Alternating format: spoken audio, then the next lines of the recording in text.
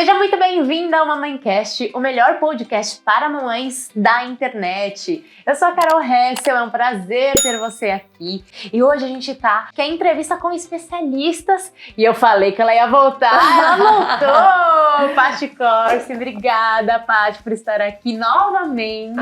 Muito obrigada a você, a sua entrevista, Carol. como mãe, como mulher, foi assim, uma entrevista assim, muito boa, que eu tenho certeza que acolheu muitas mães. Quer dizer, eu já vi nos comentários que muitas mães gostaram. Só que, gente, ela é especialista em desenvolvimento infantil, primeira infância. Como não te trazer aqui pra falar desse assunto? Tipo assim, era impossível, precisava voltar. Então, obrigada por voltar, Muito viu? obrigada a você pelo convite mais uma vez. Eu fiquei super feliz quando você falou do quadro. Eu falei, nossa, é claro que eu volto. Eu tive muitos comentários também da entrevista, pessoal se identificando. Muita gente falou, me deu até vontade de ter o segundo, com a leveza que você traz.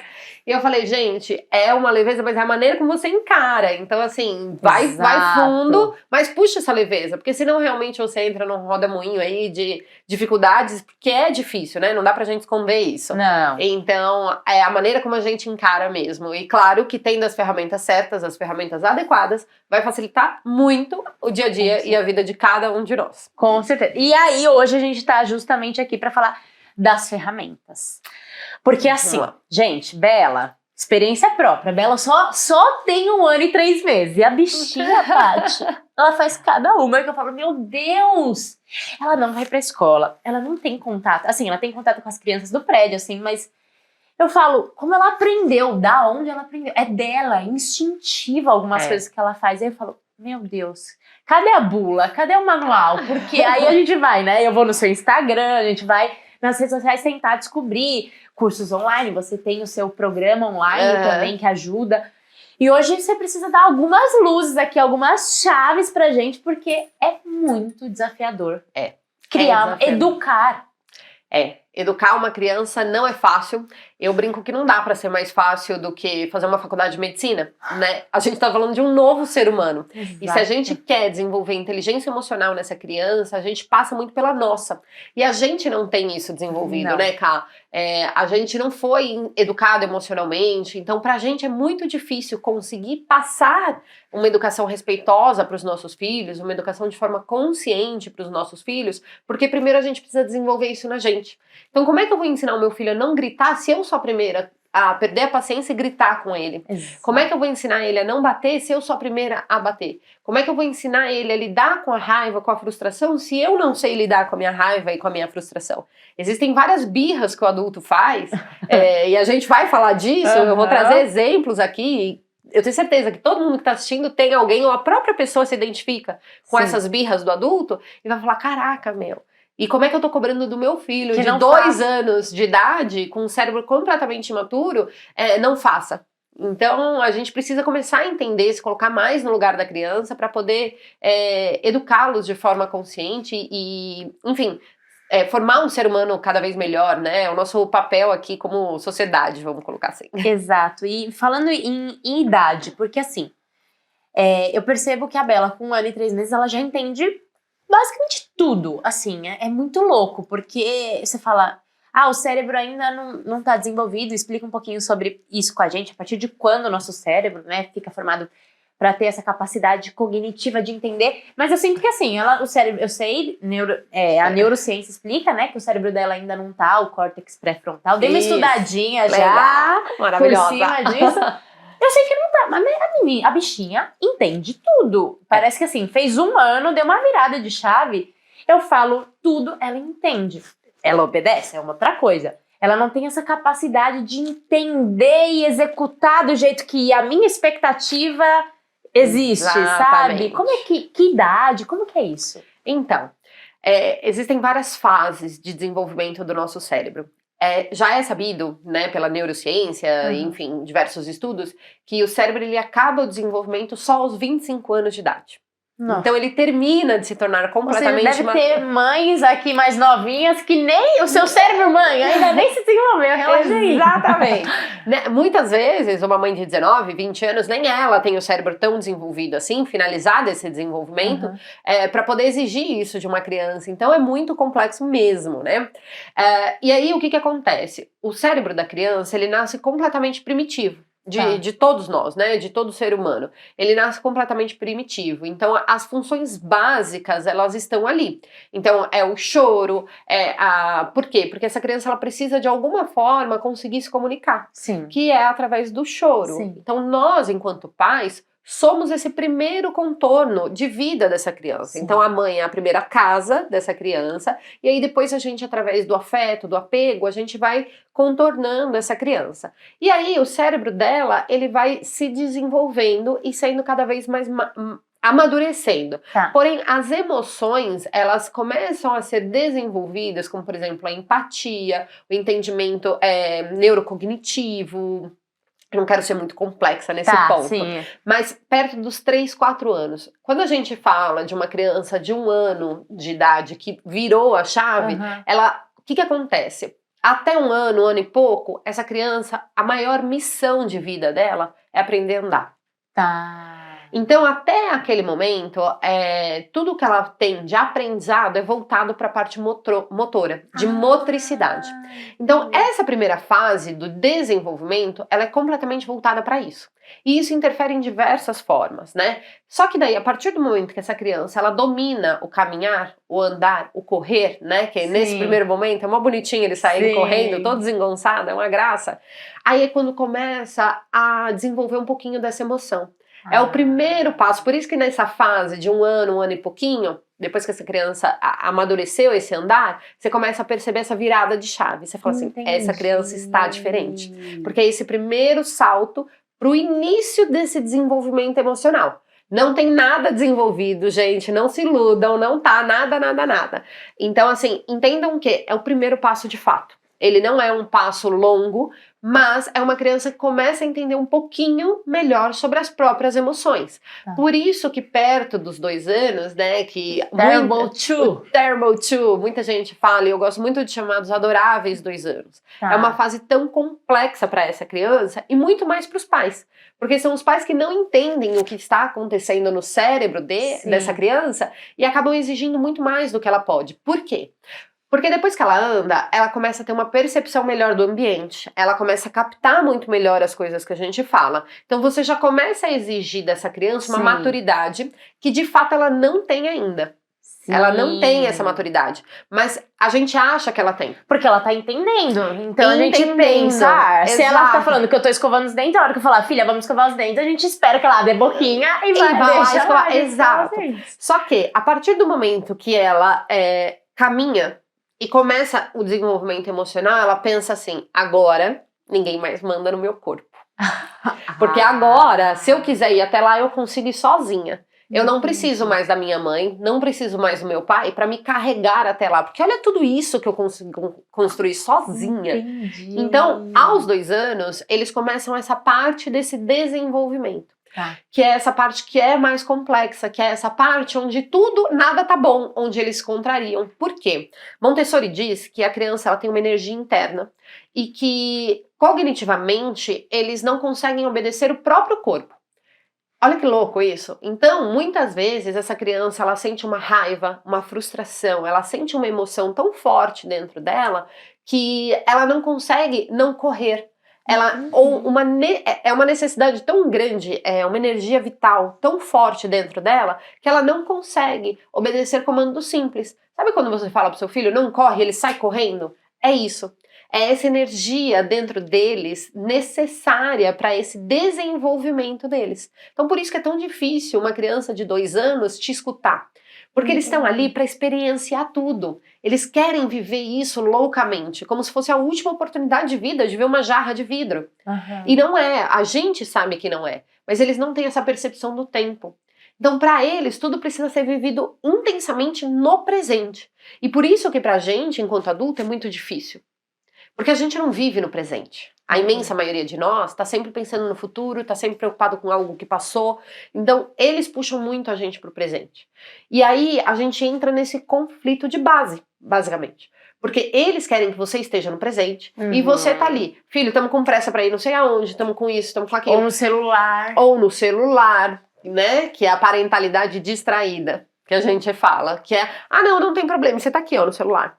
Gente, eu sempre falo, Ah, não, mas é rapidinho, é isso. Cara, se você tá na mesa de um bar ou num restaurante com seu marido ou com seus amigos, e a pessoa fica aqui, ó. Não dá. É 2 minutinhos. Uhum. É rápido. É super desagradável. Cara, desagradável. Já aconteceu comigo, eu falo, Com ô, peraí, certeza. que é isso? Larga o celular. E a criança as sabe crianças disso sabem. também. Que você não tá presente, que você não tá de olho, que você... Muita gente, às vezes, cá, me fala, pô, mas eu passo o dia com meu filho. Mas como você passa esse dia com ele? Né? Muitas vezes você não tá presente de fato. Então, o que acontece é isso, assim, perto de 1 ano, ela começa esse desenvolvimento emocional, aí perto dos 2 anos, ela tem essa necessidade de utilizar o próprio corpo para tudo, por isso que elas têm muita dificuldade de lidar com a frustração, com a raiva. Depois que essa criança anda, é exatamente onde começa principalmente o nosso papel de educar, de conduzir. A educação deles. Então a gente precisa sim ser muito paciente, ser muito repetitivo, porque o cérebro, ele aprende através de repetição. Gente, eu sempre uso um comparativo que eu acho que é fundamental pra gente conseguir entender o que é essa tal da repetição. Porque a gente fala, não é possível, eu já falei 10 vezes com essa criança e ela não entendeu. Vamos lá. Pra quem não sabe, que eu nem falei, mas eu sou formada em engenharia, então eu fiz FEI, eu estudei durante 5 anos. Aí, nas aulas da faculdade, eu tinha a oportunidade de fazer a aula. Depois o professor dava um livro de referência, uma lista de exercícios. E, enfim, eu estudava grupos de estudo, eu fazia aulas de reforço, monitoria na faculdade, fazia de tudo para poder tentar ir bem na prova. Chegava na hora da prova, eu errava. Eu ia mal na prova. Mesmo depois de tendo todas essas oportunidades de aprendizado. Eu ainda conseguia ir mal na prova. Me formei, tá, gente? Deu tudo certo. Deu tudo certo, foram só 5 anos de faculdade, eu não precisei estender, mas assim, algumas provas, mesmo depois de tudo isso, eu ia mal. Imagina se o professor, na segunda, terceira vez que ele repetisse pra mim alguma coisa, ele virasse pra mim e falasse assim, eu estou cansado de repetir pra você, já que você não entende. Não é possível que você não entendeu. Eu já falei isso 1000 vezes. A gente tá estudando essa matéria faz 1 semana e você ainda não pegou essa matéria, Patrícia? Ah, então... Você imagina? É a mesma coisa. É a mesma coisa com os nossos filhos. Sendo que, fisiologicamente, somos muito mais preparados e eles não. Muito mais preparados. O nosso cérebro está muito mais preparado. E o deles ainda está em formação de aprendizado. Então é muito importante que a gente tenha, sim, essa paciência, esse conhecimento, porque eu acredito muito que muitos pais, eu recebo muito essa queixa dos pais, que falam assim, poxa, mas não é possível que ele não entendeu, porque ele já sabe que eu escovo os dentes, ele já sabe que é hora de escovar os dentes. Legal que ele sabe, mas ele ainda não quer escovar os dentes. O desenvolvimento do hábito é muito difícil, cara. É muito difícil. Para todos nós, gente, se não fosse assim, quer ver um outro desenvolvimento de hábito que é complexo e que a gente sabe que deveria fazer e não faz? Academia. Sim. Você não tem que fazer academia para emagrecer, para isso, para quê? Você tem que fazer academia, atividade física, enfim, alguma coisa pela tua saúde. Para que na tua velhice, na tua terceira idade, você não dependa de outras pessoas, né? Eu gosto muito da Malu Perini, que ela fala que o fato de você fazer atividade física é um ato de amor ao próximo. Sim, verdade. Porque daí você não vai deixar ninguém para cuidar de você. Você não vai precisar de ninguém para cuidar de você e alguém que, porventura, vai precisar dedicar parte da vida que seria dele para você. Verdade. Então, é um ato de amor ao próximo. E ainda assim a gente não faz.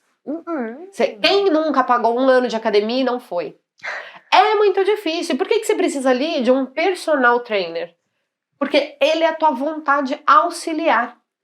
Ele é aquele cara que gera em você o compromisso de estar presente na academia, de fazer a atividade do jeito correto. E aí nós, comparando com os nossos filhos, nós somos essa vontade auxiliar das crianças.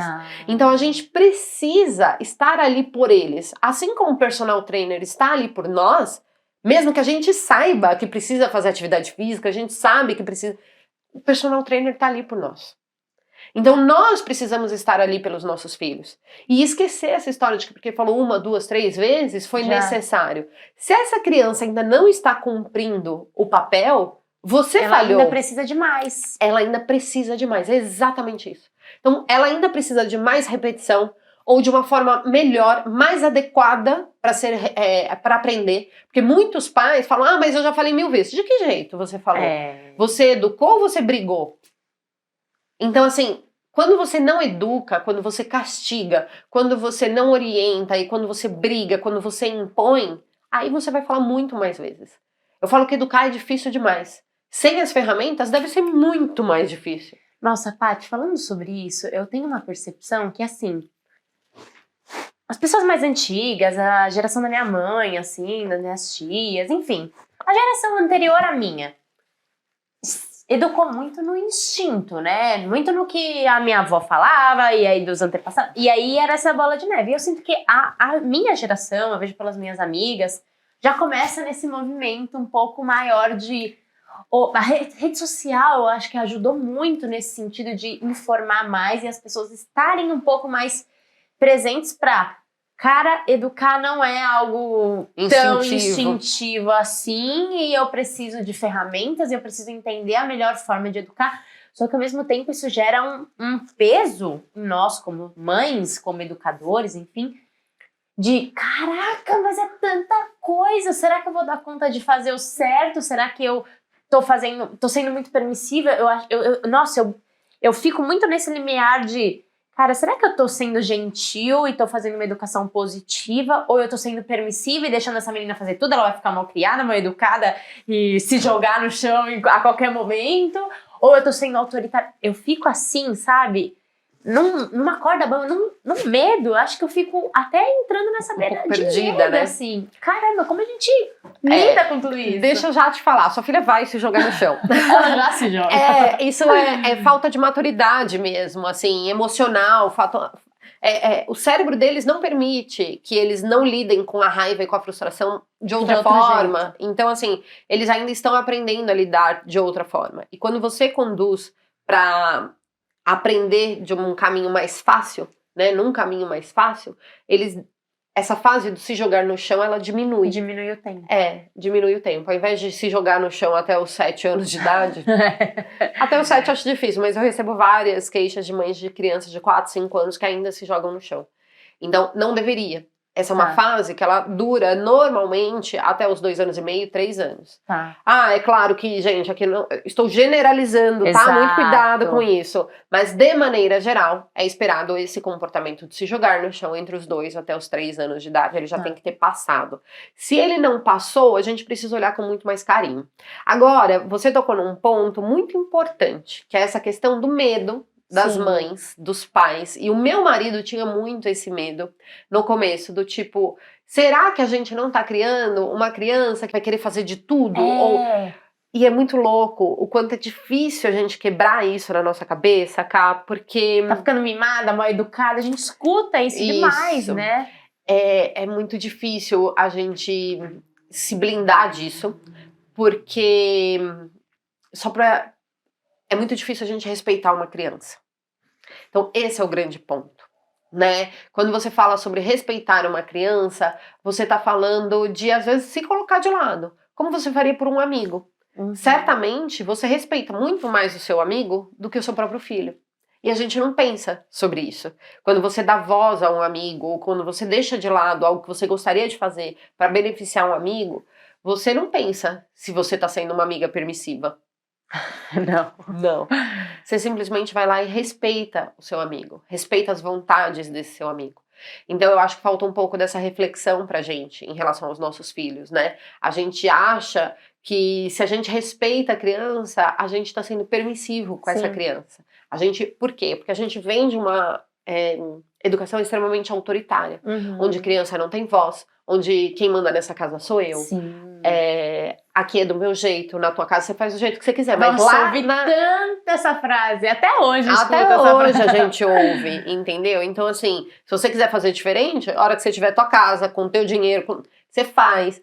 Então assim, é muito difícil a gente se colocar nesse lugar de respeito e não duvidar disso. Exato. E não duvidar e falar assim, caraca, mas será que eu tô fazendo certo? Será que é isso mesmo? E é. Se você estuda um pouquinho sobre apego seguro, a melhor maneira de construir o apego com seu filho é respeitando as necessidades dessa criança. é acolhendo essa criança, é direcionando essa criança. E a gente tem muita dificuldade disso, porque a gente não foi tão respeitado, a gente não foi acolhido. Muitas vezes a gente foi mandado, na imensa maioria das vezes, a gente não teve voz. Então, dar voz ao que seu filho sente. Pô, eu sempre falo isso, seu filho pede pra ir embora, você às vezes fica querendo que ele fique, e fala assim, não, a mamãe... Por quê? Porque você tá gostando. Você quer estar naquele lugar. Mas o teu filho não quer. Só que se fosse seu marido pedindo pra ir embora, você não ia? Não, você não ia acelerar? Esses dias no café, essa semana, eu tava no café com a minha irmã, com a minha prima, tomando, e a Bela porque queria descer do meu colo e sair andando pelo shopping. Tava doida pra descer, mas eu queria tomar um café e tudo mais. Eu dei um biscoitinho pra ela de polvilho. Aí ela comeu em 2 segundos, já não queria mais. Eu falei, toma TT. Tentei dar TT. Não Tudo, nada. Aí eu falei, gente, desculpa, eu tenho que ir. Porque não dá, simplesmente não dava mais. Ela estava se jogando. Mas assim, se eu pudesse... Você ficava? Eu ficava. Exato. Sabe? E aí, você sai com aquela sensação, eu tenho certeza que você de sai que ela tá mandando em mim. Tipo, caraca, eu não posso, não tenho um minuto. Não tenho um minuto, eu não posso fazer o que eu quero. Por quê? Porque é a nossa criança mimada e acolhida, e não acolhida, que tá falando alto nesse momento. Né? Que tá ali olhando pra você e falando assim, caraca, tua filha mandou em você. Quando, na verdade, você deveria mandar nela. Ela não tem o direito de fazer com que você não queira fazer o que você quer. Olha como a gente não respeita essa criança. Porque se fosse seu marido ali falando, amor, não quero mais ficar aqui nesse café. A diferença é essa. A criança, ela não tem essa maturidade de chegar... Você não tem essa negociação, Não, né? E você... Não é questão da negociação só. É questão que a sua filha, ela não quer estar ali e ela nunca vai chegar pra você e vai falar assim, mãe, aqui tá chato pra mim, porque eu não tomo café, eu não quero biscoito de polvilho. Você já viu como esse shopping é legal? Eu queria realmente dar mais voltas ao invés de continuar aqui. Ela nunca vai chegar e vai falar isso pra você. O que ela vai fazer? Vai sair andando, vai sair do seu colo. Ela desmanchava no meu colo, parecia. Exato, então assim, é isso. Ela não vai chegar pra você como a gente espera que o seu marido faça, ou a sua amiga faça, e fale assim, olha, não tá tão legal pra mim, você pode terminar esse café e a gente já vai? E você, pô, eu queria terminar o café, queria ainda comer um pedaço de bolo, ou qualquer coisa assim. Só que daí, quando é o seu marido, você fala, puta, vou só tomar rapidinho, estou terminando. Levanta e sai correndo. Exato. Mas com ele, você não se sente mandada. Não. Você fala assim, ai, pelo menos eu respeitei, né? Porque se fosse eu no lugar dele, coitado, eu não ia né? querer ficar. Eu não ia querer ficar nesse café. Porque eu não tomo café, porque isso, porque aquilo. Você busca justificativa. Só que pro teu filho, você fala assim, caraca, tá mandando em mim, cara. Olha que louco. Olha que criança. Tá ficando mimada. Tô fazendo tudo que ela quer. Mas olha, eu não posso tomar um café em paz. Olha como ser mãe é difícil. E ser criança, cara. É muito fácil se colocar nesse papel de vítima, né? Muito fácil se colocar nesse lugar. Então, assim, não quer dizer que sempre você tenha que aceitar tudo e coisa e tal. Mas, assim, precisa ser melhor negociado. Porque a gente precisa entender que a criança não vai nunca chegar pra você e falar, eu não tô gostando disso. Ela vai se comportar de um jeito desafiador pra você. Ela vai se comportar de um jeito que vai te incomodar. Que vai pegar em alguma coisa pra você e vai falar, caraca, tá mandando em mim. Essa criança eu tô perdendo a mão. E você vai se questionar. Mas é porque, na verdade, quando você respeita uma criança, você se questiona. Porque você não foi respeitada. Eu tô falando você, nem conheço tua criação, tá? Não, mas assim, pra modo geral. Exato, porque a gente fica nessa dúvida. E é muito louco. E é justamente, acho que por conta disso, a gente não tem essa estrutura. Então, a gente não tem... Pô, será que eu tô fazendo certo? Porque na minha criação e na criação da minha mãe, e aí a gente vai voltando, putz, ficar pior ainda. Era uma coisa que, cara, não existe isso. Senta aí e vai ficar esperando e ponto final. E ponto final. E é importante, Cá, você falou disso, e eu gosto sempre de trazer esses dados, porque eles são muito alarmantes. Né? Quando alguém me questiona do tipo assim, mas a geração anterior não tinha tanto mimimi. A geração anterior era uma geração muito forte, era uma geração disso, daquilo. Tá, então vamos aos dados? Gente, hoje o Brasil é o segundo país, segundo ou primeiro, de acordo com a Organização Mundial de Saúde, com o maior número de depressivos e ansiosos do mundo. Sim. Então, cerca de 10% da população, quase 20 milhões de brasileiros diagnosticados. Fora essa galera que nem o diagnóstico tem. Então, assim, não dá pra gente achar que deu certo. Que deu certo. Não dá pra gente achar que tá tudo bem. Né? O Brasil hoje é um dos países que é o segundo país do mundo que mais consome ansiolíticos, Rivotril. Então, entre outros, né? A gente pode, eu não vou ficar falando aqui, mas assim, a gente só perde para os Estados Unidos nesse quesito. Então, assim, alguma coisa faltou, alguma coisa falhou. E por que isso? Porque da onde vem esse sentimento tão forte de ansiedade, de depressão, de se sentir perdido, é muito disso, dessa falta de acolhimento, de validar o que você tá sentindo, de que tá tudo bem você ficar triste. De entender o que a gente tá sentindo, né? A gente não sabe nem lidar com os nossos próprios sentimentos. É por isso que é muito difícil a gente se colocar nesse lugar de acolher os nossos filhos.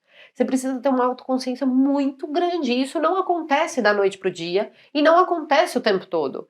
Então, mexe muito com a gente poder educar os nossos filhos de uma forma diferente.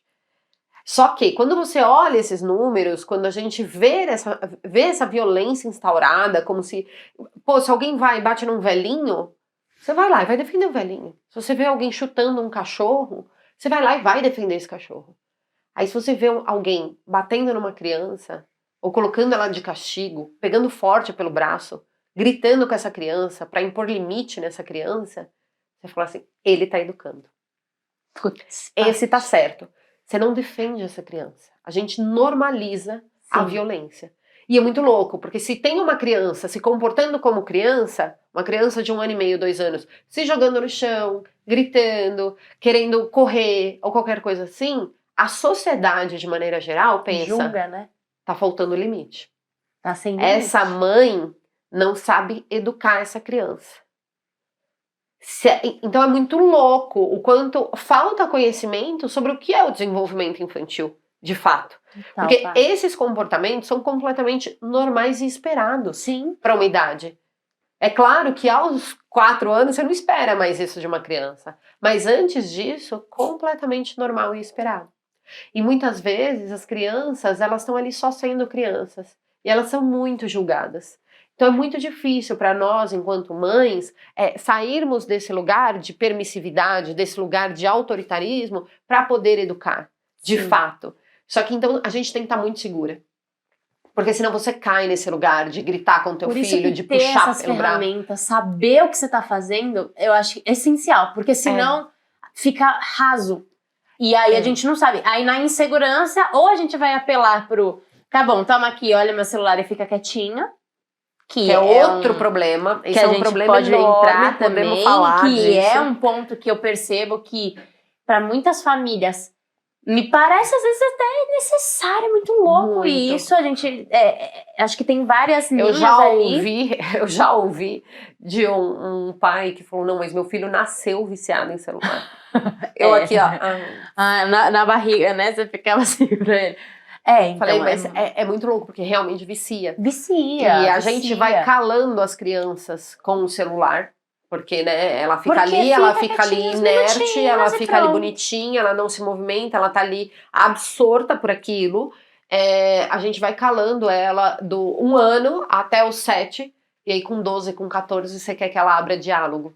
Você quer que ela converse, você quer que ela dialogue, quer que ela fale o que ela tá sentindo. Paty, você falou uma coisa tão real. Você vai silenciando ela a infância inteira, nos momentos onde ela mais precisa de você, e aí com 12, com 14, você quer que seu filho seja converse. Super sociável. Não, e você quer que ele saia do celular pra ir conversar com você, se você colocou ele no celular o tempo todo quando ele precisava conversar. Então a gente precisa ter essa consciência. Precisa saber o que a gente está causando e quais são os reflexos disso, né? Porque senão, gente, não muda. Não. Se a gente não souber disso, a gente não muda. E não à toa a gente está com tanto problema com adolescente. Tantos problemas com adolescentes. Índice de suicídio, índices de depressão, de ansiedade. Por quê? Porque são crianças que foram caladas por muito tempo pelos pais, pelos próprios pais.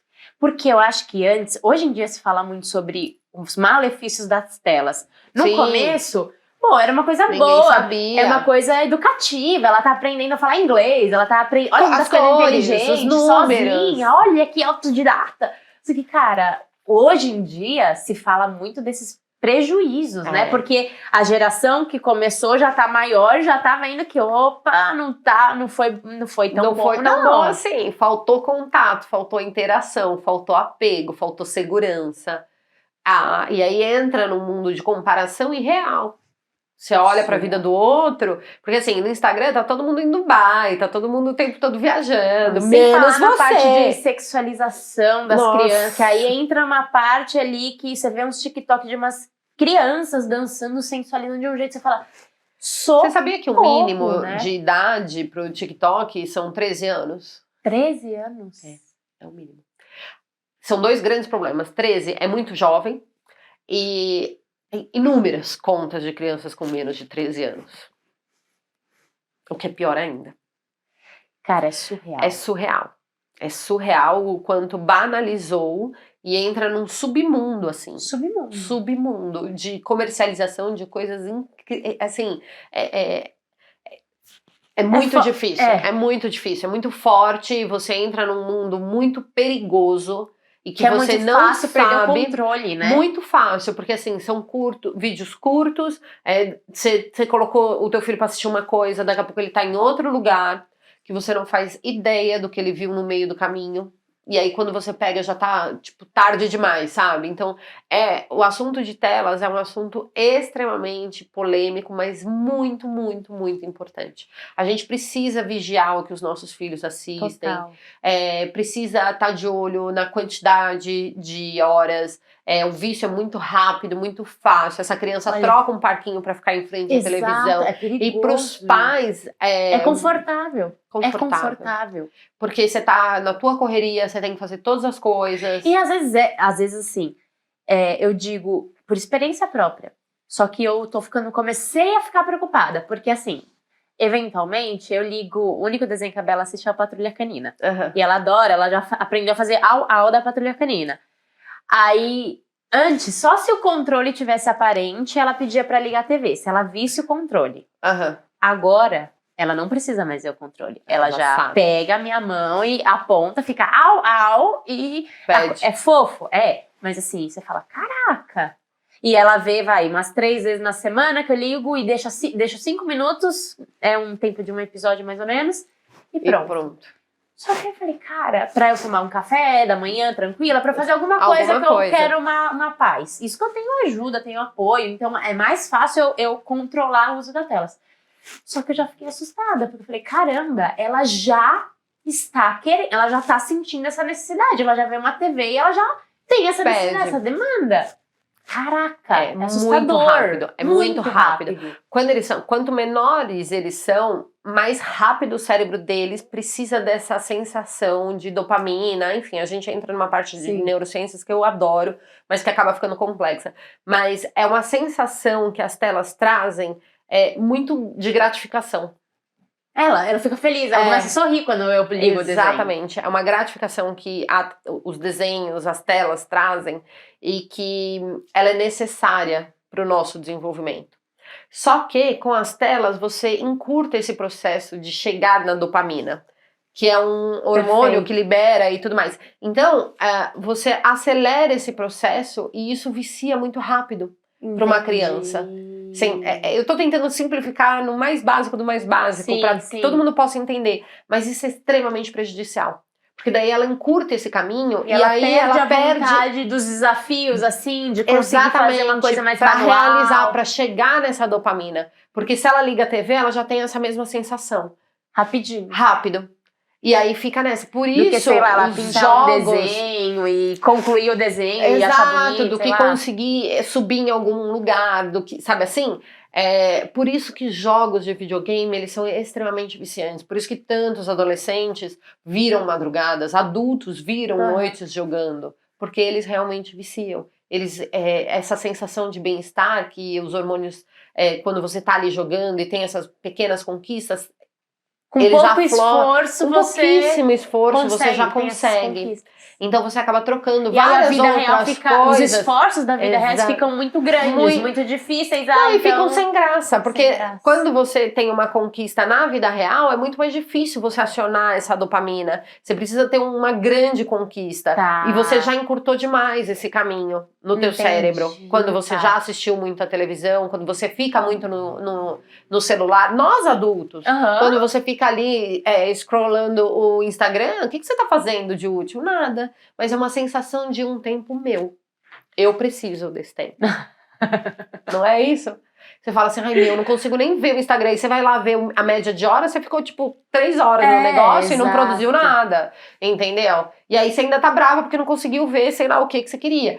Então assim, a gente precisa tomar muito cuidado com esse assunto, com essa questão das telas, limitar sempre, tá de olho sempre no que os seus filhos assistem, porque realmente é perigoso. Nunca deixar uma criança solta no YouTube, mesmo que seja YouTube Kids, porque hoje a gente já sabe que tem várias gangues, vamos chamar assim, que elas colocam desenhos com a carinha da Peppa, com a carinha de não sei quem, e na verdade o conteúdo é completamente diferente daquele que foi desenhado. Então é muito importante que você esteja atento, que você saiba o que seu filho está assistindo e nota no comportamento dele se existe esse sinal de vício, de tipo, essa criança vê a TV e já pede para ligar, ela tá deixando de ir no parquinho para poder estar em frente à TV. Que mais? Eu já atendi pais que os filhos estavam acordando mais cedo, porque sabiam que antes da escola poderiam assistir desenho. Então essa criança, ela já dormia ansiosa, acordava mais cedo, começou a acordar mais cedo. Olha que louco, como o cérebro não desliga. Não é que ele punha despertador, a gente tá falando de criança de 4, 5 anos. Porque ela queria assistir o desenho. Já sabia que ia ter o desenho antes de ir pra escola, então tinha uma noite ruim. E como desviciar, Paty? Tem alguma sugestão assim? Tem. Na verdade, o que você precisa é, primeiro, estabelecer limites, você colocar tipo, hora. Tempo de tela, a gente fala, ficar de olho no que o seu filho consome, abrir o jogo pra ele, substituir isso. Não adianta, depois que você desliga a TV e fala pra criança, vai brincar de outra coisa e você sai fazer o almoço. Não vai funcionar. Você precisa ali, pelo menos sentar 15, 20 minutos com essa criança. Brincar com essa criança de outra coisa, pra que ela desvincule de fato das telas e que ela tenha a tua presença. Porque daí você consegue trazer essa criança. Achar que desligar a tela e mandar ela ir brincar vai funcionar? Não vai. Não vai. Ela precisa de você ali um tempo, um período, para essa transição de sair das telas e poder brincar sozinha. Eu recebo muito isso. Mas eu ligo a TV porque meu filho não sai do meu pé, ele não brinca sozinho e coisa e tal. Mas você tá presente. E assim, gente, não é tá ali brincando com a criança, mais uma vez, no seu celular. Ou então tá ali brincando com a criança pensando na morte da bezerra. Não tá adianta. Interagindo. Estar ali interagindo. Sabe por quê? Porque se eu tô aqui com você pensando em outra coisa, você nota. Sim. Você nota. Claro. Às vezes você não tá jantando com alguém e você fala assim, cara, ele não tá ali. Eu tô tendo que repetir. Só tá vocês dois. E a pessoa tá pensando em outra coisa. Você nota que a pessoa não tá ali. E é incômodo, é horrível. E o teu filho, ele lê muito mais sinais do que o teu marido. Sim. Do que qualquer amigo teu. Por quê? Porque ele precisa disso como ferramenta de sobrevivência. Perfeito. Então ele lê muito mais os seus sinais do que qualquer outra pessoa. Uma criança, ela tem uma leitura do teu corpo, das tuas expressões, muito maior. Muito maior. Então, é importante que você tenha isso em mente. Que tudo o que você faz, o teu rosto, os movimentos, por isso quando você vai dar uma condução pro teu filho, e eu falo muito disso no meu curso, que é exatamente isso, o tom da tua voz importa. A tua feição, a tua expressão. Não adianta você querer impor um limite para essa criança. Ai, que legal, não sei. Não. Se a gente está falando de uma coisa séria, você precisa usar um tom de voz sóbrio e não é cheio de graça. Mas quando você vai usar uma ferramenta de bom humor para tentar tirar essa criança de um acesso difícil dela, tirar essa criança de um momento complicado e vai usar o bom humor, usa o teu bom humor, usa o teu sorriso. Então, usa essas expressões ao teu favor. Perfeito. O nosso papel, quando uma criança está passando por um momento de crise, um momento difícil, né, uma birra, alguma coisa assim, é de ser corregulador. Então, essa é uma das ferramentas mais mais úteis que a gente tem para os nossos filhos, né? Porque a gente aborda dessa criança, como eu falei, a vida inteira. Sim. Então, primeiro a gente aborda dentro da barriga, a gente faz a borda para casa, e aí depois você faz a borda no colo, por isso que uma criança precisa tanto de colo, porque você consegue corregular o choro dessa criança através da tua frequência cardíaca, através da tua temperatura. Isso é tratamento. Isso é tratamento. Você vai numa UTI, é a primeira coisa que eles falam. Peito, pele a pele, esse monte de contato, frequência cardíaca. Então, a todo momento, você aborda, você tá presente, você dá o abraço. Não é maravilhoso no momento de crise, enquanto adulto, você encontrar um abraço daquela pessoa? Pô, eu tenho uma tia, que eu adoro o abraço dessa minha tia. Ela te abraça de verdade, sabe? Então é isso que a gente precisa fazer pelos nossos filhos. No momento de crise deles, não é deixar eles sozinhos. Não é falar pra ele se vira. E aí, justamente disso. E o castigo, né? Porque bater, Deus nem Deus. precisa falar de... Bater é crime, gente, tá? Então, assim, se você já pensou nisso, se você tá cogitando isso, é crime, bater, vamos lembrar disso. Nem é pauta. Mas e castigo? Era muito comum na minha época. Muito. Vai Não, pro cantinho do pensamento, vai Exato. ficar lá. Eu já fiquei 3 horas, eu já fiquei muito tempo de castigo. Tipo assim, surreal. Quer ver uma consequência disso na vida do adulto? E que às vezes a gente não se dá conta, que muitas vezes é por conta dessa punição. Vou dar 2 exemplos disso, de como não funciona. Primeiro, tem muito adulto que quando briga com a esposa, briga com o amigo, dá um gelo. Eu vou ficar sem conversar com ele pra ver se ele aprende. E aí Dá um gelo. O que você quer que a pessoa aprenda? Não aprende nada. Não né? aprende muda nada. Não muda nada. A pessoa Você vai fala ficar assim, insistindo. insegura. Vamos pensar no namoro de adolescente? Nossa, horrível. Você fica lá, você fica mais inseguro, você não resolve, Você fica não criando conversa. um monte de caraminhola na cabeça. É exatamente o que o castigo faz com a criança. É exatamente o que o castigo faz. Ele condiciona essa criança a ficar ali pensando em vingança contra os pais, falando, já descobri. Então o que eu tenho que fazer é não errar na frente deles. Da próxima vez, você conheceu meu filho, olha o jeitinho dele. Você acha? Coisa mais. Aquele ali. Mas sapeca. Sapeca de tudo. Energia, então, assim, é lógico, uma criança ele de é uma 5 criança anos, né? normal. E agilizado, esperto. Você acha que vai adiantar eu colocar ele de castigo? Gente, o Lolo Daqui a veio aqui, pouco- ele já deu volta no estúdio. Nem eu sabia que tinha acesso ali. Ele já deu volta, ele já entrou 3 vezes. Gente. Se eu pôr ele de castigo, sabe o que vai acontecer na segunda vez? Ele não vai mais fazer. Na minha frente. Ele vai continuar fazendo quando não tiver. Que esse é o maior mal do castigo. Que é um exemplo clássico do adulto, e eu sempre uso de exemplo, porque todo mundo já fez isso, inclusive eu. É a questão, vamos lá, a gente tá indo pra praia, tá? E aí a gente tá atrasado pra chegar lá. A gente tinha um compromisso, um show, sei lá, qualquer coisa assim.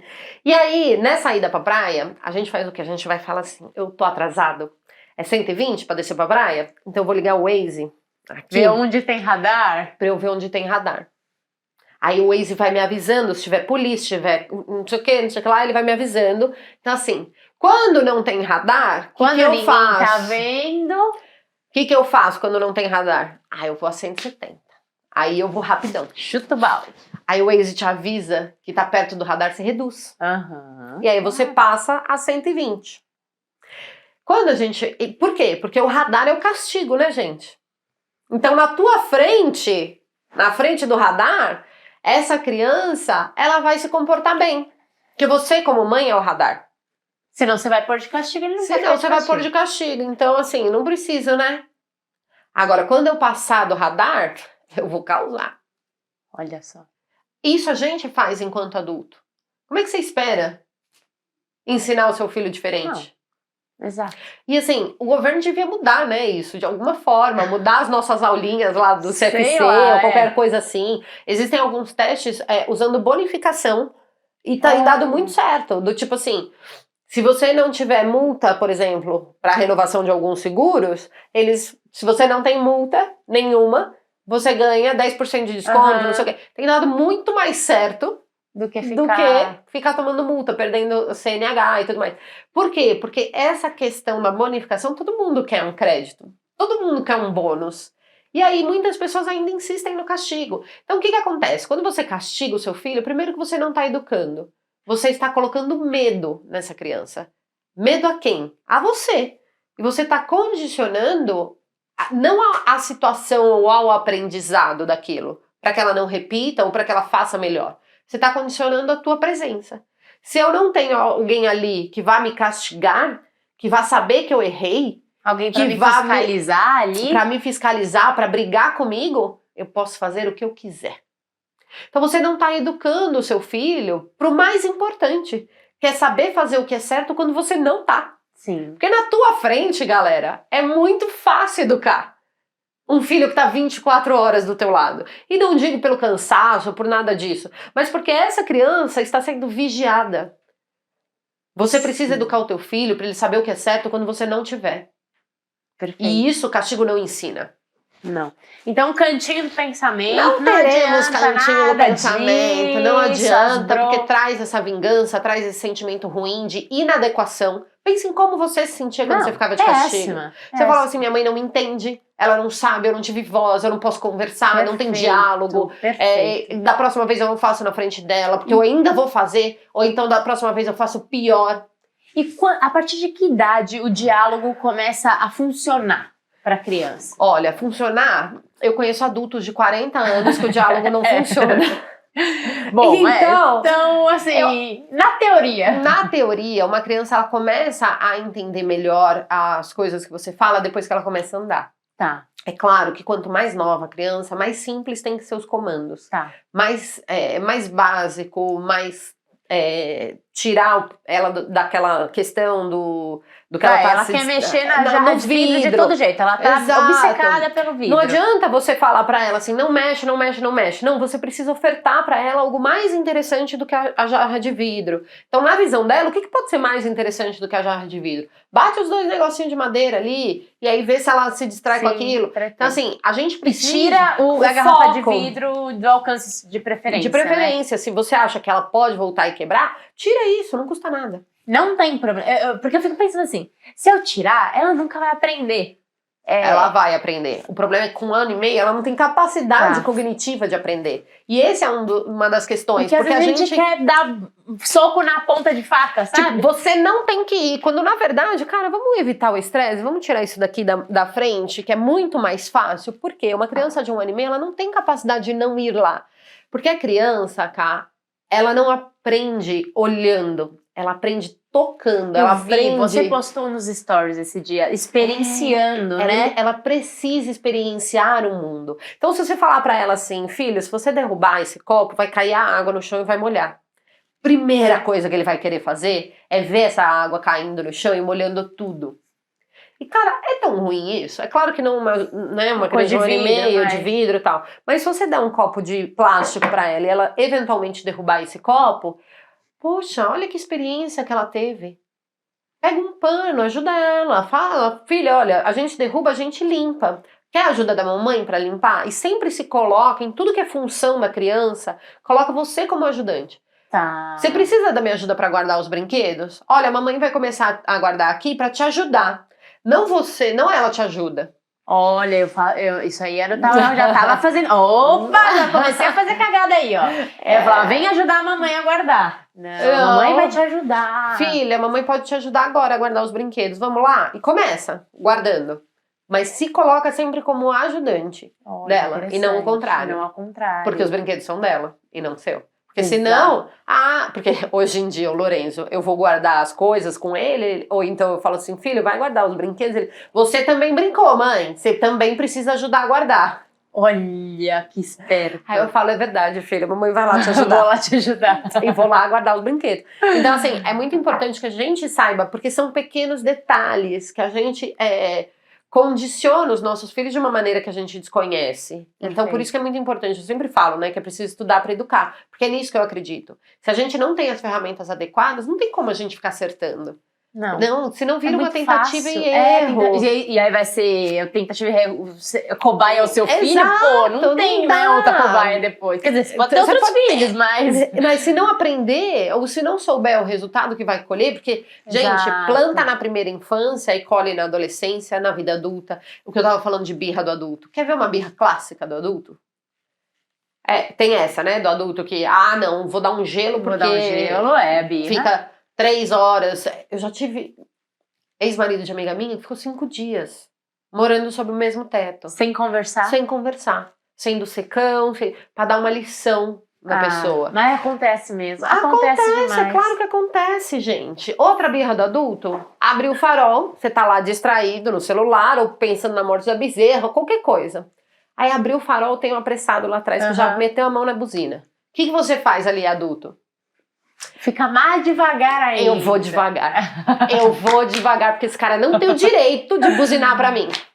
Ao invés de falar, opa, desculpa, foi mal. Não, e tipo assim, tô atrasada, puta, desculpa, né? Ou qualquer coisa assim. Ao invés de simplesmente continuar normal, você pensa, eu vou devagar. Olha a tua birra, olha que comportamento infantil que a gente tem pra ferrar com o outro, que às vezes tá lá com dor. Tá realmente atrasado, tá com dor, né? tá indo pro hospital, tá com os problemas da vida dele, porque todo mundo tem problema, gente. Só não tem problema quem não fala sobre eles.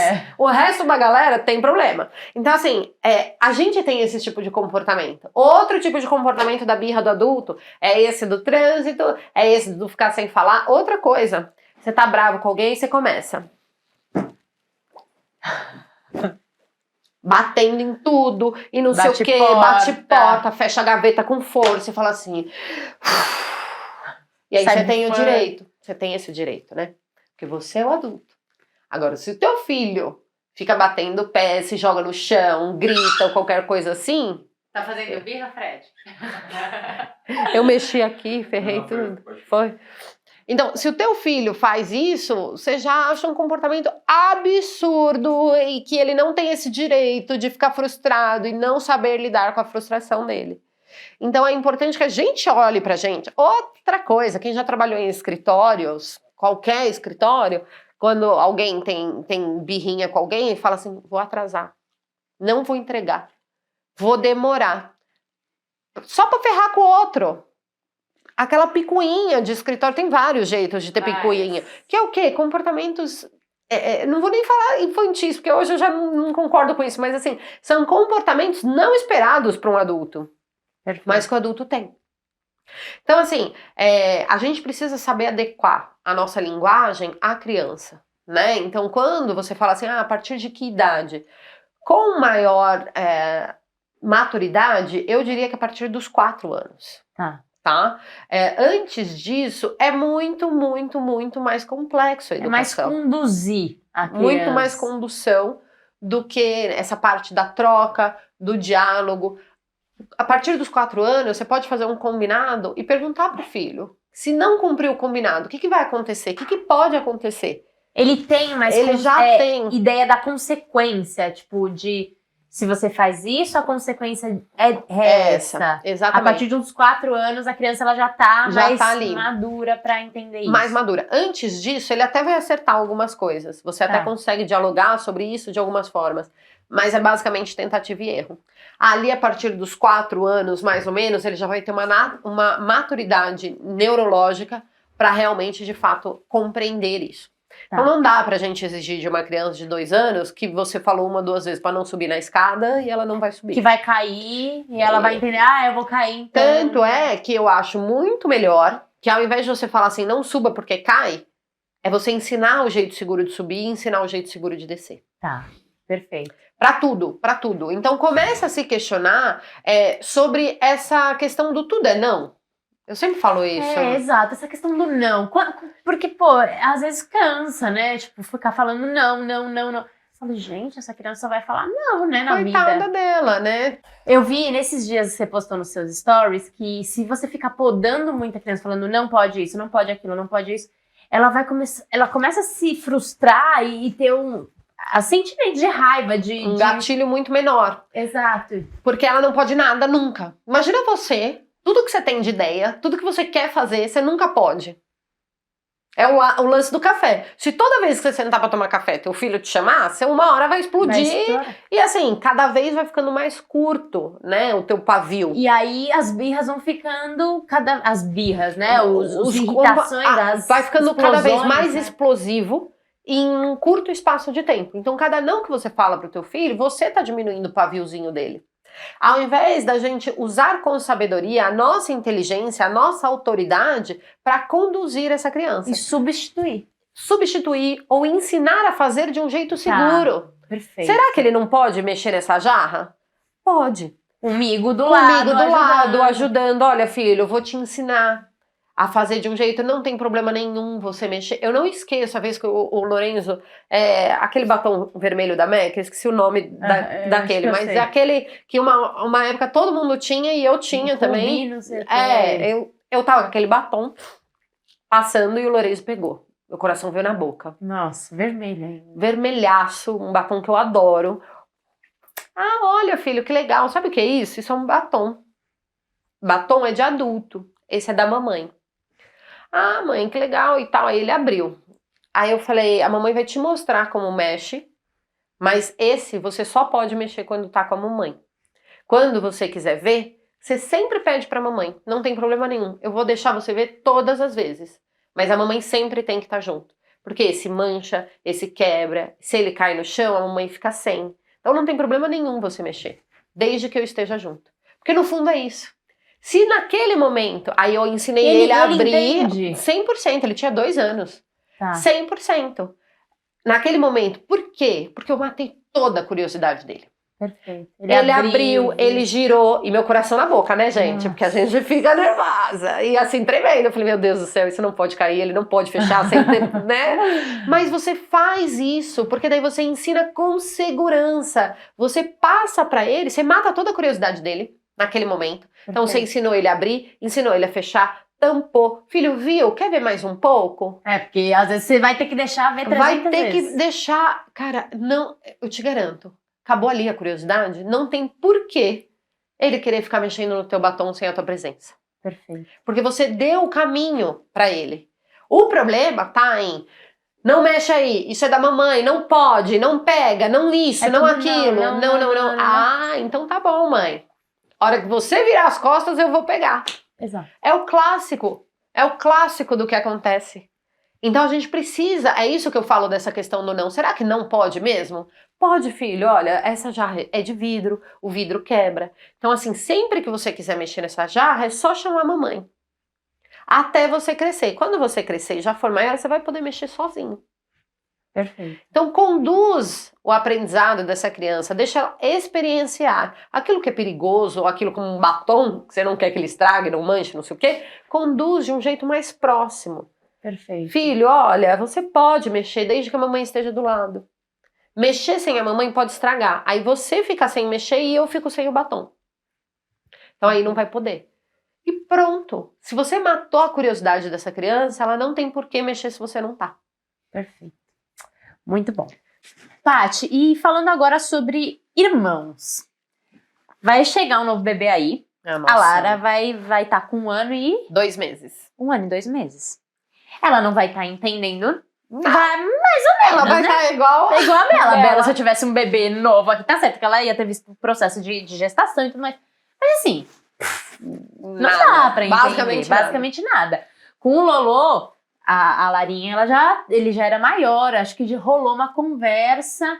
Como que você tá pensando em preparar esse ambiente pra receber o novo bebê, que a gente não sabe se é menino ou menina ainda? Cara, já parou pra pensar nisso? Eu acho que assim, com a Lara não vai ter muito o que prepará-la. Não tem. Não tem, porque uma criança de 1 ano e pouco não sabe nem o que tá acontecendo em volta ainda, sabe?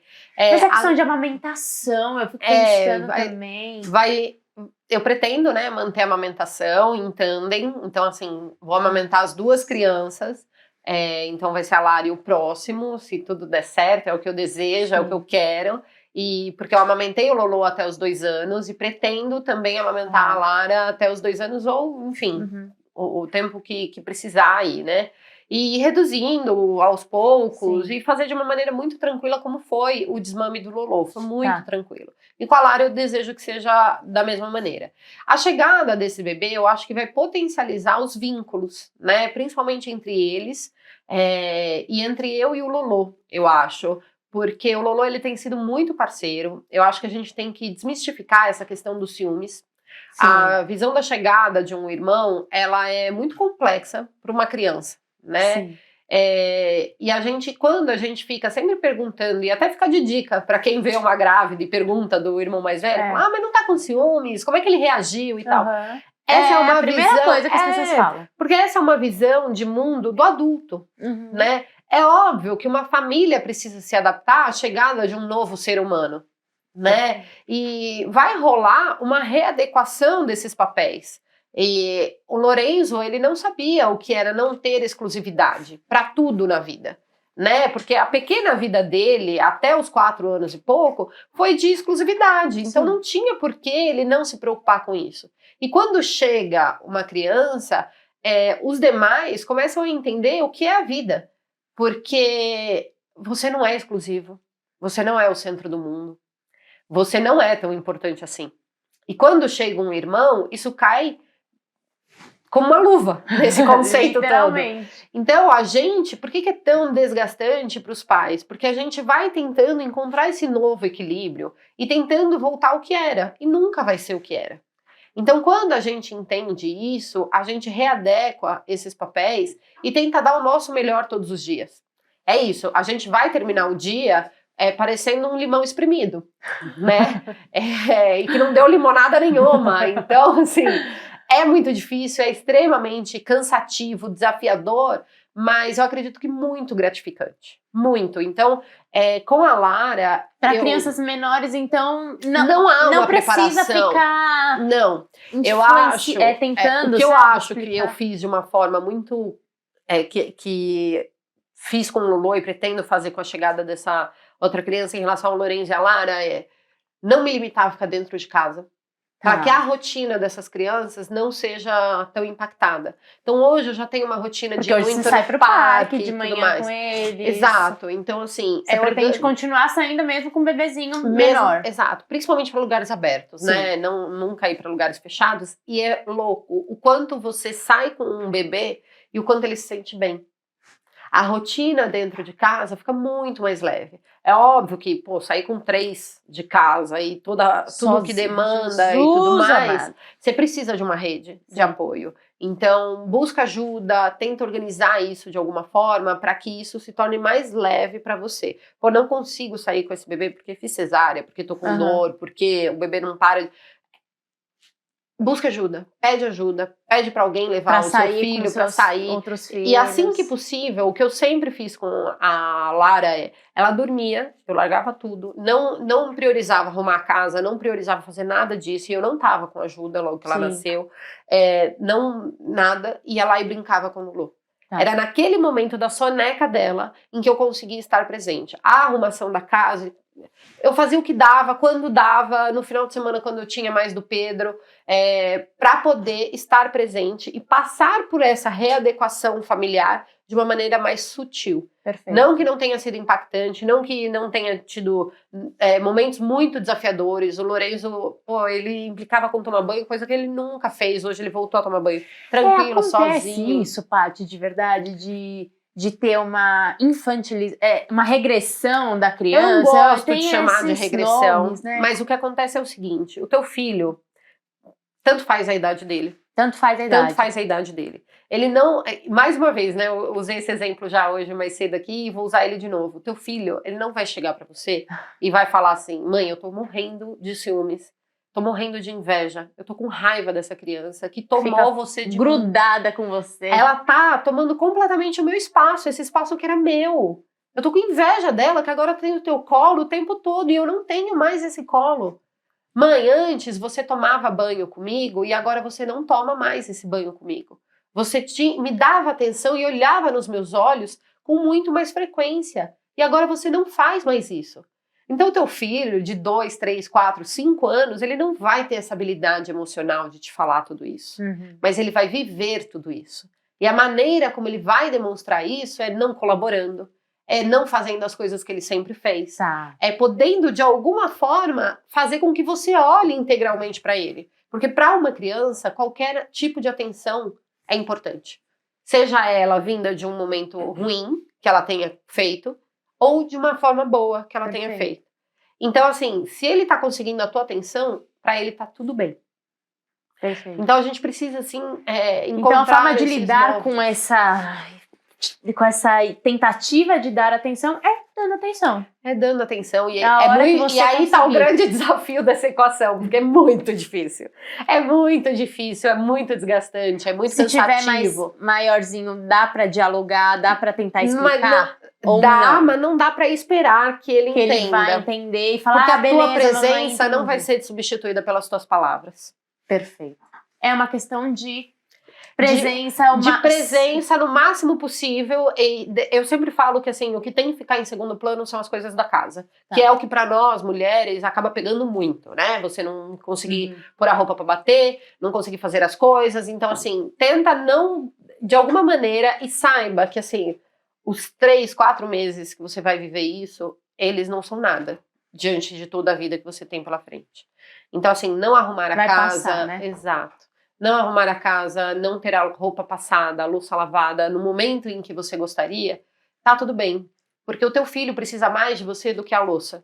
Perfeito. Então é um exercício, não é fácil, não é porque eu tô falando aqui que foi fácil ou que vai ser fácil, mas ele precisa acontecer, né? Perfeito. E isso é muito difícil, principalmente no puerpério, porque você está completamente bagunçado hormonalmente. Então é bom você, mãe, ir se preparando Muito. também, né? Mas nada do que você... Mas com o Lolo, você vai preparar ele, você já tá falando, Ele tá já, vindo outro ele já irmãozinho. A partir de que sabe. idade a gente pode conversar para que a criança vai entender que vai vir um irmãozinho Putz, ali? que vai entender, não sei te precisar, assim, mas eu acho importante nunca esconder dessa criança que tem a chegada de alguém, porque ela precisa desse tempo de preparação também, Sim. né? Claro que para crianças menores não adianta falar logo no começo, porque gera uma ansiedade desnecessária. Tá. Mas a partir do momento que a barriga começa a aparecer, é legal você já ir mostrando para essa criança que tem um ser ali dentro, que tá sendo vai formado, nascer. Legal. que vai mudar a rotina da família, mas que essa criança ainda é amada, que ela vai ser mais amada ainda. Eu tenho uma dinâmica da vela que eu sempre falo, né, que é para fazer com os filhos, que é para essa criança entender que quando chega um novo irmão, esse amor ele é multiplicado e não encerrado. Não é que o amor ele vai sendo dividido entre os filhos. Não, ele vai sendo aumentado e multiplicado pelos filhos. Então é nisso que eu acredito. Por isso que assim, ter um terceiro filho foi uma decisão bem pensada, planejada, veio mais rápido do que a gente imaginou, mas que eu tenho certeza que vai ser muito positiva. Perfeito. E extremamente cansativa, desgastante, e que daqui 3 anos eu vou rir de tudo isso. E que você vai amar, mas Ou mais. amar e não amar, tudo junto, misturado. Exato. Bom, e agora, pra gente ir chegando no final, como que a gente, então, lida de fato, consegue colocar um limite de uma forma amorosa, como, por exemplo, a Bela. Hoje em dia, a Bela, ela simplesmente ela não quer mais trocar fralda. Quando ela deita pra trocar fralda, ela não quer mais. Ela decidiu que não precisa mais trocar fralda. E aí eu tento, filha, é hora de trocar fralda, mas assim, é uma necessidade básica, eu preciso deixar ela limpa. Cocô, ela quer pôr a mão no cocô. Assim, vamos me ajuda, hashtag ajuda mamãe. Desesperada. Como pôr esse limite de não põe o cocô sem segurar as mãos dela, ou vai ter uma hora que não, de fato, Carol, você... Como que é isso aí? Como a gente balanceia? Então, é muito doido, né? A gente tem nojo do cocô, mas pra criança isso é lindo. É algo que eles fizeram, é verdade. É verdade. É algo que eles fizeram, que saiu deles. Então é como se fosse uma obra de arte. Então por isso essa curiosidade da criança. Até hoje o Lourenço fala assim, deixa eu ver antes de dar descarga. Sabe? Então é algo que eles gostam, porque eles fizeram, porque saiu do corpo deles. E eles estão nesse processo de entender como que isso acontece. Por isso que eles têm essa curiosidade. Com 1 ano de idade, eu tô pra ver uma mãe que não passou por isso. Com 1 ano de idade, essa criança ela não quer que alguém controle o corpo dela, porque ela entrou naquele momento de poder ir e vir sozinha. Então você não manda mais no meu corpinho. Eu quero parar ela do que ela tá fazendo pra tirar. Então por isso que às vezes essa criança de 1 ano, ela vai falar que ela não fez mesmo estando com a fralda cheia, porque ela não quer parar o que ela tá fazendo, né? Então é muito diálogo, é muita conversa e falando, filho, a mamãe vai ter que trocar a sua fralda, né? Porque higiene aqui na nossa casa não é opcional. Então, tomar banho, se trocar, escovar os dentes. E sempre, o que não tem opção ir avisando, assim. Ir avisando, filho, sempre que você quiser. E envolve essa criança nesse processo. Não simplesmente impõe que ela precisa trocar. Então, filho, vai lá, escolhe a fralda. Qual você quer? A do elefante ou a do leão? Vai dando essas opções pra ela. Porque daí ela se sente parte desse processo. né? E aí, mais uma vez, é não ter expectativa de que ela se sente parte, isso não vai acontecer, porque vai acontecer. A diferença é que agora ela vai cooperar um pouquinho melhor hoje. Tá. Então, antes, quando você demorava 5 minutos, passa a demorar 4. E vai ter o dia que vai demorar 10. Então, é que a gente precisa exercitar essa paciência e entender que esse é um processo normal. Perfeito. Porque essa criança, ela começou a andar, e aí, daqui a pouco, agora que ela tá andando, você tá querendo parar ela de novo? Até ontem você me segurava pra tudo, e agora que eu posso andar, você quer me parar? Entendi. Então, é entender que isso é um processo normal, natural, que vai acontecer com o teu filho, com o filho do vizinho, com o próximo filho, com o filho do... Todo mundo passa por isso. Não adianta você querer impor a todo custo, nem nada disso, e nem falar pra ela. E aí, cara? Oi? Oi, ó a tia Lívia ali. Participação especial do Lorenzo. Ele chegou, gente, no caso, então... E eu falei que ele aprendeu a abrir a porta do estúdio que ninguém sabia que existia. E ele abriu, entendeu? Então, assim... O Pedro vindo atrás. Eu tentei. Eu tentei.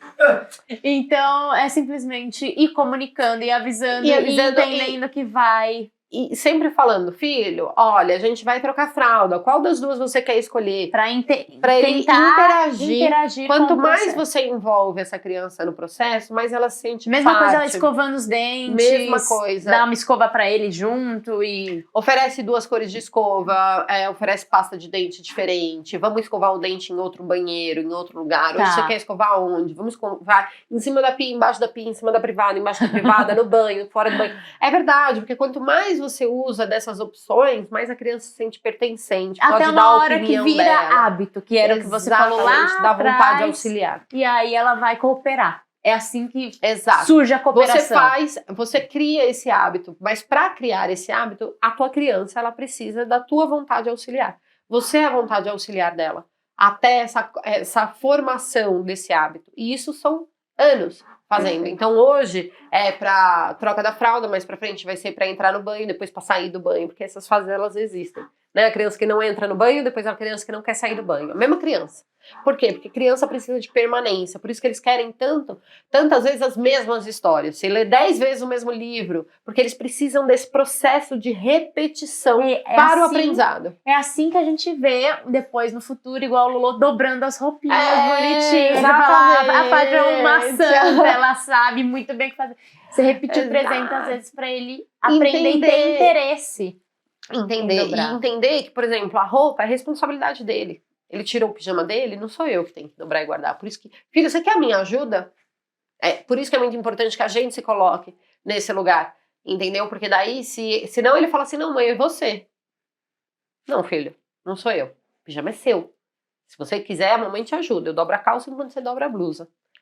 Entendeu? Então, assim, a gente tem que se colocar nesse lugar para que essa criança tenha a autonomia dela. Perfeito. Perfeito. Bom, e para encerrar,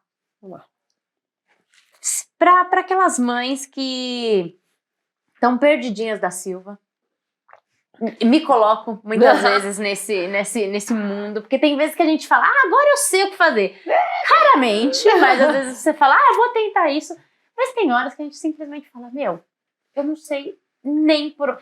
Às vezes a Bela faz umas coisas novas que eu falo, não sei nem por onde começar a lidar com essa questão. E imagino que vai ficando cada vez mais... Complexo. Os desafios vão ficando cada vez mais complexos, exatamente. Por onde começar? O que você recomenda? Sei lá, livros, tem o seu curso. Ajuda aí uma mãe, de modo geral, o que ela tem que observar? Eu acho que a primeira coisa que toda mãe tem que observar que eu acho que é o primeiro passo. É dentro do autoconhecimento, quais são os seus gatilhos. O da própria mãe. O da própria mãe. Eu acho que tira ela qualquer da educação, linha. Exatamente, qualquer educação que se preze começa identificando os próprios gatilhos. Então, o que teu filho faz que te tira do sério na hora? E começar a partir desse lugar de sair do sério, começar a identificar o que eu posso fazer de diferente. Por que isso me tira do sério? Me tira do sério. Eu tenho casos de muitos pais, principalmente, que não suportam o choro do filho. Por quê? Porque a imensa maioria dos homens foi muito calado na infância. Menino não chora, homem não chora, onde já se viu. Então, assim, é muito difícil para esses homens e eu entendo essa dificuldade. que acolham o choro dessa criança, porque eles não foi permitido a eles que chorassem. Então eles acham qualquer choro muito desnecessário, então é muito difícil. Então quando você começa a identificar a raiz desse gatilho, é a tua chance de transformar isso.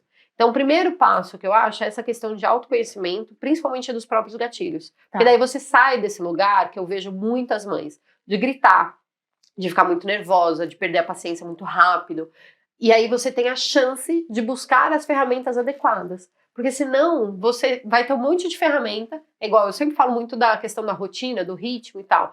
Não adianta você comprar o quadro mais bonito, de colocar imã, de fazer desenho, não sei o quê. Perfeita. Se você está bagunçada, se a tua vida está muito zoneada, se aquilo vai ser mais um quadro, mais uma bagunça, e não vai funcionar para você. Então, o primeiro passo é você descobrir em você onde você pode mudar. O que está te tirando do sério? Por que você está com uma paciência tão pequena? É justo descontar nos seus filhos? Não, não é justo. Então, assim, o que pode ser feito de diferente daquilo que foi feito até agora? Perfeito. Então, entender isso para poder mudar. Esse é o primeiro passo. E aí, depois disso, buscar ferramentas adequadas. Então, entender. Pô, isso é comportamento comum de primeira infância? Perfeito. Meu filho está adequado para a idade dele, em relação ao comportamento dele? Ou ele está aquém, está além? E eu tô que a gente exigindo. descobre? A gente precisa fazer um curso, assim... Meu curso é uma boa ferramenta. Também, também mas é. além disso... Mas, tipo assim, precisa de faculdade pra isso, porque, assim, é uma coisa que a gente fica, difícil. cara, onde que eu tenho manual? Cara, eu gosto muito de curso por alguns motivos. Que, por exemplo... Porque eu não sei qual é o comportamento esperado para um ano e 3 meses. Não sei, 1 ano e 6, 1 ano e 2 anos. Mas muitas pessoas, me pedem difícil. Indicação de livro, por exemplo. Exato. Que livro que você indica? E é tão complexo eu indicar, porque eu não sei que pé que tá essa criança, eu não sei que pé que tá de conhecimento esse adulto. Eu gosto muito de um livro, que é O Cérebro da Criança, que quem me emprestou, inclusive, foi a Lívia. Eu acho ele bem o básico, bem o beabá, para um início legal. Só que, por exemplo, quando você compra um curso, por que eu gosto muito de curso e por que hoje eu vendo curso? Você capta muito mais do que um livro só. Porque tem conhecimento da pessoa em amplo e de vários... Compilou, né? Exatamente. É um compilado. É um de compilado informação. de coisas que deram certo. Não só para ela, como para muitas outras pessoas. Por isso que é muito importante você comprar cursos de quem tem depoimento, de coisas que deram certo. Porque você vê que o outro também conseguiu. Perfeito. Então, quando você compra um curso que seja prático, que vá de encontro das suas necessidades e tudo mais, você consegue adequar isso para tua rotina. Às vezes, você lê um livro, primeiro que pra mãe conseguir ler alguma coisa é muito difícil. Já é uma coisa... É verdade, gente. Já é uma coisa muito difícil. Às vezes você compra um curso, é muito mais fácil. Sim. Você acelera, ou você tá ali, enquanto você tá lavando a louça, você tá conseguindo ouvir o curso. Quem não, né? Sim. Quem nunca? E vai fazendo as coisas e tá no carro, você tá ouvindo. Agora, um livro, você não consegue ler o livro enquanto você tá no carro. Então, eu sou muito mais dos cursos, de podcasts, de coisas que você possa ouvir para poder absorver. E quando você compra um curso, não necessariamente só o meu, mas qualquer outro curso, você tem a oportunidade de angariar muito mais conhecimento de alguém que você já viu que deu certo. Então você se identifica com aquela pessoa, não só com o que ela prega, mas com o estilo de vida dela. É parecido com o teu? Perfeito. Você acha que na tua casa vai funcionar? Então, cara, se joga nisso. É o jeito mais fácil de você conseguir fazer dar certo, além de contar com o suporte dessa pessoa. Perfeito. De estar lá, da pessoa estar então, ali disponível. Não tem por onde fugir. A gente precisa adquirir conhecimento e estudar de fato como educar. Cara, porque assim, você não estuda para uma profissão? Sim. Eu, quando tomei a decisão... Não, tanto é que eu tava pensando, vou ter que fazer faculdade, gente, pra educar uma filha, como assim? Mas não, né? Existem caminhos mais curtos. Você não precisa necessariamente de uma faculdade, mas pedagogia. Assim... Não, e eu vou te falar, eu tenho alunas pedagogas. Então, eu tenho alunas pediatras. Porque ser professor, né? Ser pedagogo não é ser pai e mãe. Não, e assim... Se você vai para uma faculdade de pedagogia, com todo respeito às faculdades, o problema é que ela é tão ampla que ela não fala do desenvolvimento da primeira infância, dos comportamentos da primeira infância. Sobre a história da pedagogia, mas em primeira infância essas partes você não vai aprender. Assim como você não vai aprender disso numa faculdade de pediatria. Então esse profissional, ele precisa ser muito mais amplo. Ele precisa olhar para o desenvolvimento da primeira infância de um aspecto comportamental De várias formas. Primeira infância mas... é até 7 anos, né? Isso, do 0 aos 7 porque anos. A gente tá falando, Exato. eu esqueci de perguntar, mas isso. A primeira infância é o primeiro setênio, né? Então ela vai do 0 aos 7 anos. Tem algumas crianças que estão saindo da primeira infância mais cedo, né? Por conta de tão acelerado o mundo, mas basicamente do 0 aos 7 anos. Tá, e aí é entender os comportamentos esperados para cada faixa etária, para você saber como reagir da melhor maneira possível. Diante daquele comportamento. Exatamente. Perfeito. É isso. Gente, simples fácil nem tanto. Porém, é isso. Possível. Possível, completamente possível. E entender que vão existir muitos erros durante a jornada e se perdoar por eles, né, Paty? Muito. Sem gente aquela adora... culpa gigantesca. Exato. A gente, depois que se torna mãe, adora uma culpa, né? A gente adora pegar uma culpa pra si e arrastar ela com a gente por quanto tempo puder. Então, é muito importante que a gente entenda que nós somos cíclicas e que a gente tá num processo de aprendizado e de reconstrução, né? Eu acho que a gente já ganhou muito, indiferente de qualquer coisa. Se a pessoa tá aqui assistindo, querendo entender um pouquinho melhor sobre o que é a primeira infância, o filho dela, ela já tá muito na frente. Perfeito. Muito na frente. Então é entender, aplicar e saber que vai errar. E todos nós erramos e estamos nesse processo, né? Perfeito. Paty, olha, eu só tenho que te agradecer. É um papo, assim, que daria pra gente ficar 5 dias e meio aqui conversando.